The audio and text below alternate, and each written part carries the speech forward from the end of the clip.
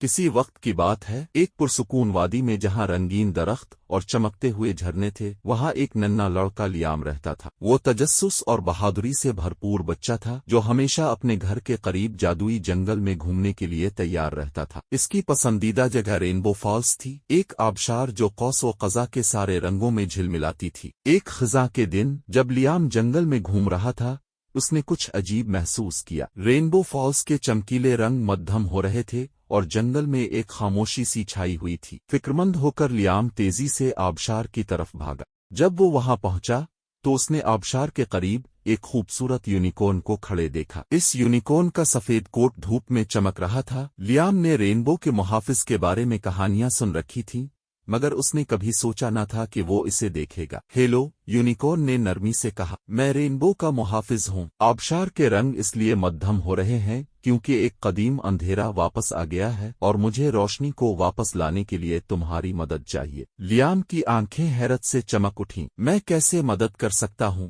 اس نے پوچھا۔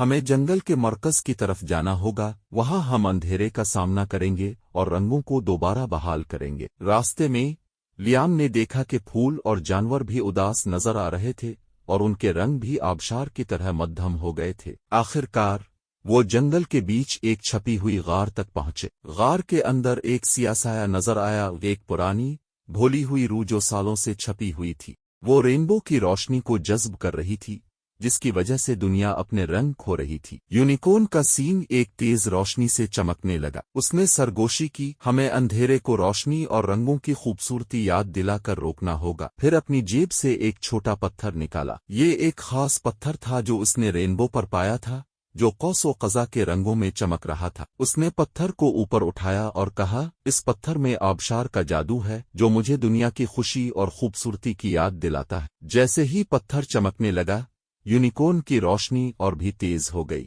انہوں نے مل کر اس سیاہ سائے پر روشنی ڈالی۔ اندھیرا دھیرے دھیرے ختم ہونے لگا اور اس کی جگہ غار میں رینبو کے روشن رنگوں کا طوفان پھیل گیا۔ آبشار کے رنگ اپنی پوری چمک کے ساتھ واپس آ گئے اور جنگل دوبارہ زندگی سے بھرپور ہو گیا۔ پرندے خوشی سے چہچہانے لگے اور جانور خوشی سے ناچنے لگے۔ یونیکورن نے لیام کی طرف دیکھ کر مسکراتے ہوئے کہا، تمہاری بہادری اور رینبو کے جادو کی بدولت وادی اب محفوظ ہے۔ لیام نے فخر سے مسکرا کر کہا، مجھے خوشی ہے کہ میں مدد کر سکا، اور وہ ہمیشہ خوش و خرم رہے۔